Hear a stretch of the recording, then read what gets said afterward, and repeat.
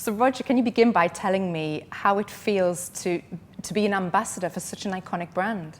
Well, it's very special, I have to admit, especially knowing that Moet Chandon has been around for 270 years. It's such a long time and so iconic, like you mentioned. They've been celebrating great moments for such a long time.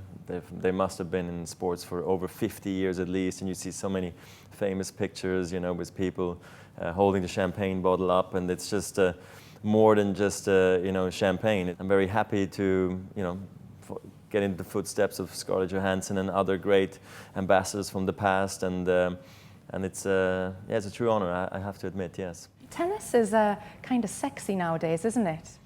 Yeah, I mean, I think athletes are so recognized around the world because of, you know, so many reasons, and that we become very popular, not just as athletes, but then also outside of it, you know, being ambassadors for different brands. And it's nice to be able to sort of jump in and out of character of, you know, just playing tennis. I don't want to say it becomes a bit boring, but you're very interested in doing some media, doing sponsors, doing, you know, practice, and, you know, having a family life. I think I love the mix, to be quite honest. You mentioned the kind of, there's the competitiveness that comes with your profession in tennis, and obviously Djokovic, he tweeted today, he retweeted that you're the new brand ambassador. I mean, what do you make of that? I thought you would be, not rivals, but, you know, is that healthy rivalry?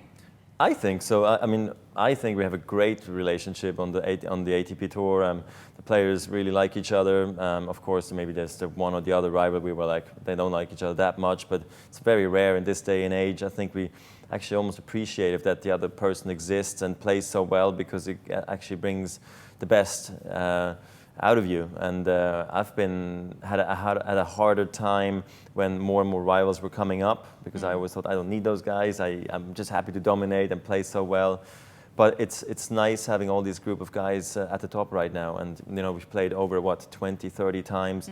And many times we've seen the fair play of the other person. And I think because of that, we really, truly respect each other a lot. Does it get to a stage, though, you mentioned there's kind of a group of players who you follow each other around the world, you play the same competitions. Do you almost know their game as much as you know your own?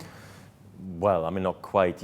I guess you do have incredible confidence in yourself sometimes, but then also big doubts. Whereas if you see another player, all you see is his strengths and weaknesses as you know, more just like on the surface. So you don't know truly how confident or how worried he is about his own game. So sometimes it's a bit of a, you know, a chess game, or I don't want to say you pretend like you're super fit or you're super, you know, tired. You know, you try to maybe sort of fake the guy out a little bit, you know, because what the other guy sees might affect the way he plays.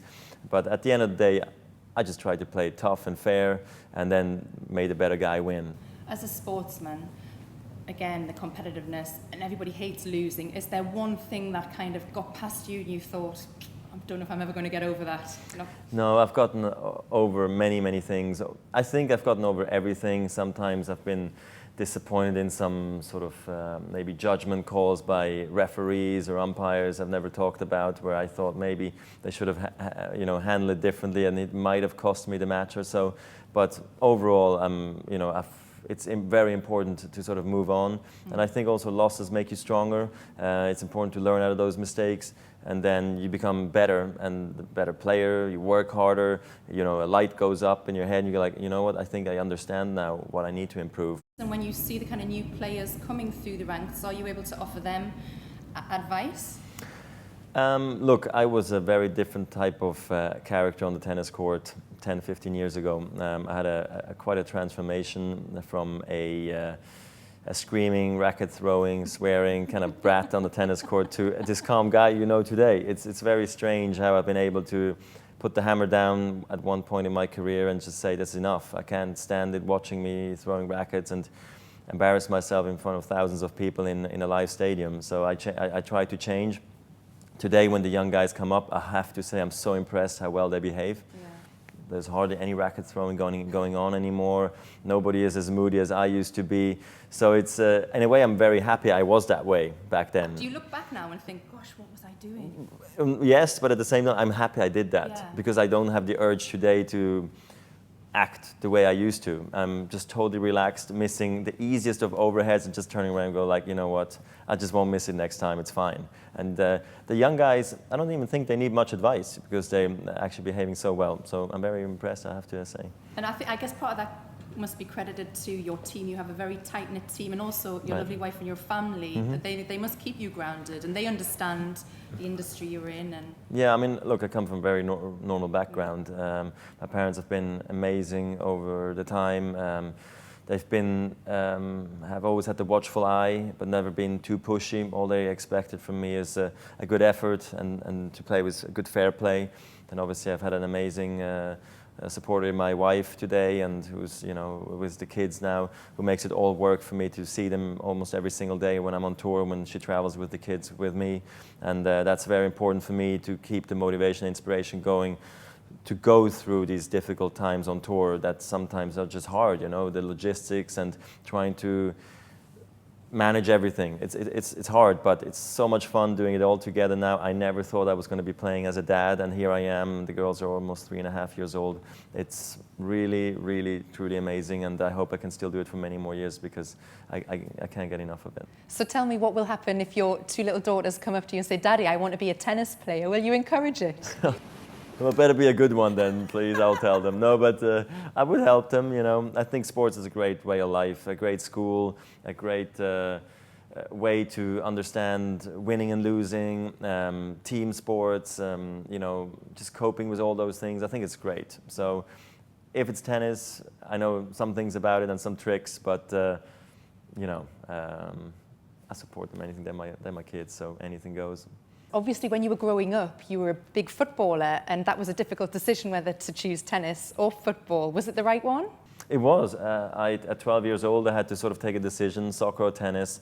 And it was actually quite easy, to be honest. I was successful in soccer, but it doesn't go at the pace as tennis goes. You know, soccer takes many more years. And tennis, I liked the fact that I was the one to blame if I lost. In soccer, I was always kind of the bad loser, sometimes saying, the goalie was so bad today, I can't believe we lost, you know. And I was just like, that's not fair, you know. I need to blame myself if I lost. And then, of course, I chose tennis. You know, the more I lost, the more I cried, and I thought the world was going to end.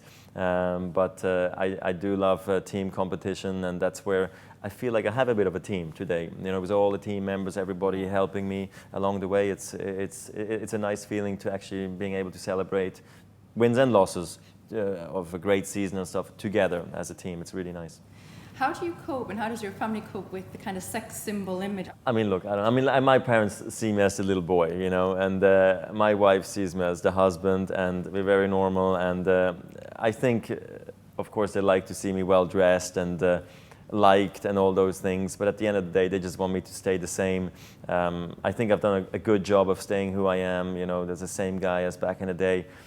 I had to adapt to a new situation, being so famous, so recognized, I guess, and it's difficult to get used to that, you know, recognition and the awareness that everybody might know you. But and especially in this day and age with social media and everybody having a phone almost with pictures, it becomes tricky, you know. But I think I've been able to remain the person I am, and I stay very grounded. So I don't see that sex symbol kind of guy anyway, and I don't feel that way. I feel like a normal guy who just happens to be quite successful. But it has to start with your family. They've given me everything, you know, on my way, and they've given me the opportunity. And at the end, I guess I believed I could do it because of the people around me. So I'm happy I listened to them. Thank you so much. It was lovely to speak to you. My pleasure. Thank you.